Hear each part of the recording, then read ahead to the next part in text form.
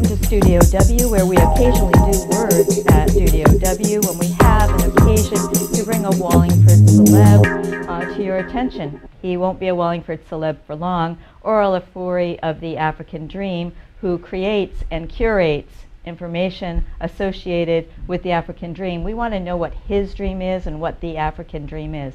He is also here with Catherine this evening, part of his dream, I believe. So Oral, please tell us, what part of Africa are you from, and what is the African Dream to you? Thanks for having me, Susan. It's a pleasure to be here, and thanks for allowing me to bring Catherine in. I'm originally from West Africa in Ghana. Ghana is one of the first sub-Saharan countries to obtain independence from British colonial rule.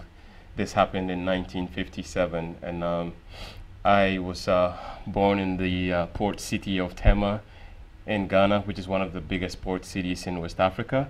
And I studied journalism with the London School of Journalism, and I came out here to the US to pursue an internship with the Voice of America in Washington, D.C.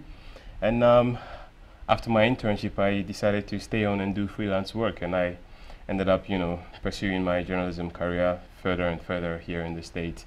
I started doing the African Dream in 2010, late 2010. I tried to capture happenings in Africa or outside Africa, including here in the diaspora in the US and anywhere else where you find Africans that are doing well, but for some reason are not known. So I just seek them out. I use the internet. It's a great tool for me, and I search some of these people out. Sometimes other people talk about them to me and I go looking for them, but basically I just try to bring their work to the fore, as part of the African Dream. And the African Dream is where I try to tell the African story from an African perspective, because there's been a saying, an old African saying that goes, until the lion learns to speak, the hunter would always glorify the hunt. Do you feel you're part of a tradition of storytellers? When I think of Africa, I think of a tradition of storytelling. Do you feel that you're following a tradition of storytelling? In a way, you can say that we are used to being able to tell stories, being able to give anecdotes that are not only entertaining but also have messages that tell a moral story, or in a way satirizes a situation in the society that is not pleasant. But yeah, I'd say I come from a long line of storytellers, and so maybe being a journalist was a subtle way of me going back into what I was really made of. So yeah. A lot of your stories are actually about Africans that are no longer in Africa. Like yourself, you are here in America. Right. When you started #the African Dream, did you expect to be finding your African Dream stories outside of Africa? When I started the whole concept of the African Dream, I was hoping to get most of my stories coming from within the African continent. And when I ended up here in the States, I felt like I was exposed to and privileged to a lot of resources that would help me tell that story. But as I went along the line, I realized that it was going to be very, very possible to also look beyond Africa. One of the reasons I was doing that was because it was easy to communicate between countries that are well developed information technology wise. So while you were in Wallingford, you tried to connect Ghana and Wallingford together. Right. How did that happen, and was it successful? It was very successful thanks to WPAA TV, and it happened just as a result of certain things falling into the right place at the right time. And I was just lucky to have had the opportunity to do the interviews that I did here at WPAA TV that were connected to the African Dream. I mean, let's take the interview I did with Blaise Donjé.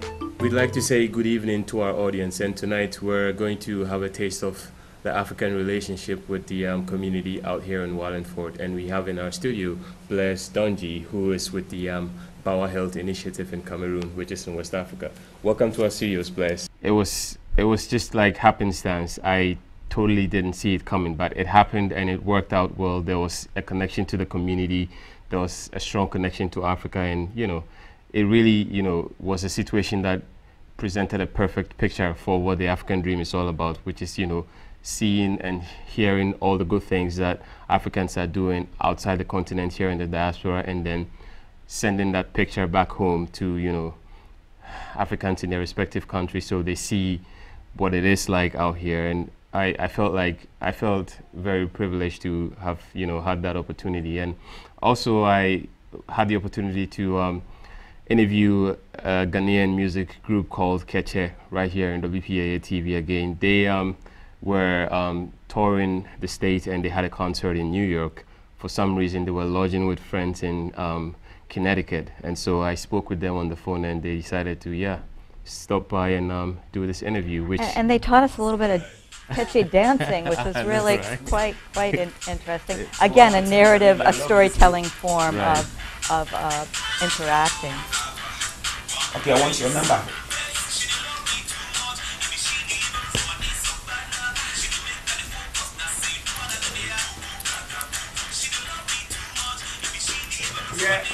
Yeah. You killing it. Go, gaga, go.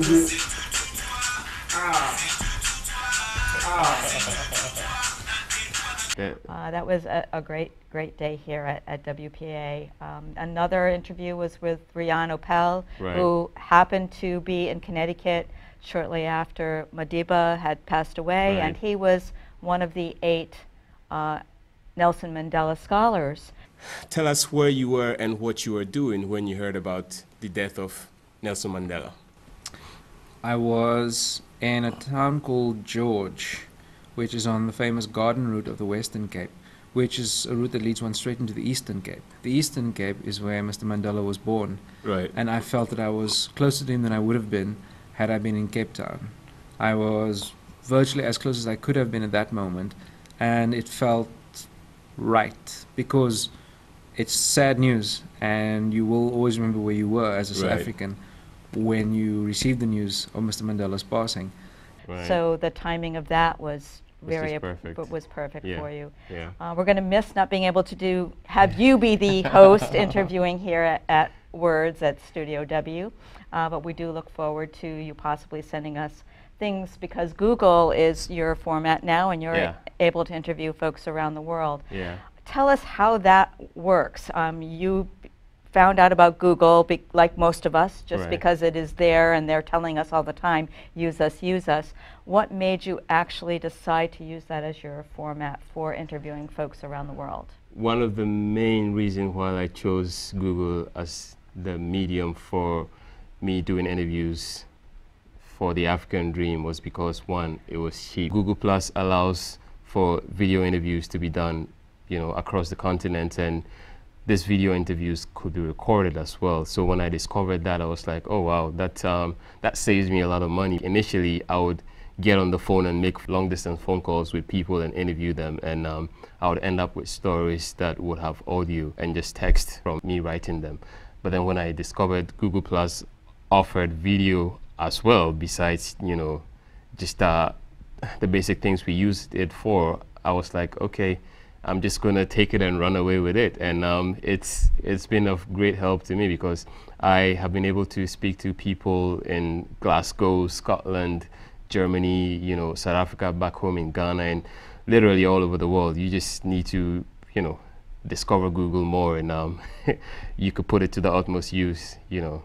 That's really a great tip for our prospective users of WPAA as well, that potentially could use that tool and further their dream, whether it's the African dream, the American dream, the dream of storytelling. One of the exciting things about your dropping in that day is you literally saw the name on the side of the building, WPA TV. You said, you decided to walk through, and our doors were open. You came in and said, what does this TV thing mean? How can I get involved? And the next day, literally the next day, you were on set interviewing someone who was from Cameroon. That was an exciting moment here, being able to connect Wallingford with Cameroon and with you, a new user. It's that simple in many ways. But also you have to be a local resident. So now we need you to connect with us through family and friends that are here in Wallingford. Unfortunately, your opportunity is short-lived, because you really tried to do something with the school system. The school system had picked Ghana as one of its communities to connect with and get to Right. know better. You offered your services, and the timing apparently just was not right. They Right. prioritized other countries, Right. and now you will not be available to them readily here in Wallingford to make that happen. Ghana is a English-speaking country, It is. and that's one of the reasons why it potentially could be so accessible to the students here in Wallingford, correct? Right. They don't have to extend themselves. All the youth of Ghana Mhm. grow up knowing English. Right, right. It's I felt a little, saddened when I realized that other, countries have been, considered over Ghana, simply because, like you just said, Ghana is an English-speaking country, and it wouldn't be a difficulty as far as the language barrier is concerned, because there would literally be no language barrier, because every kid in school has English as their first language. And so I thought it was going to be a great opportunity for students here in Wallingford to connect with students in Ghana, so, but Does Catherine agree with you on that? she has her own opinions, and We are welcoming Catherine back here to Words at Studio W. That's how flexible we need to be in order to get our talent and share our stories. Again, that microphone is very, very interesting to her. We're hoping it will be very interesting to folks out there in the Wallingford community that, like Oral, may be here just for a very short time, but have stories to share. So thank you for stopping by this evening. Thank you, Catherine, for stopping by this evening. she says, "Thank you for having me." All right, so that is Words at Studio W, the occasional show about a celeb in Wallingford, done by a random host. You can be one of those. Check us out at WPA.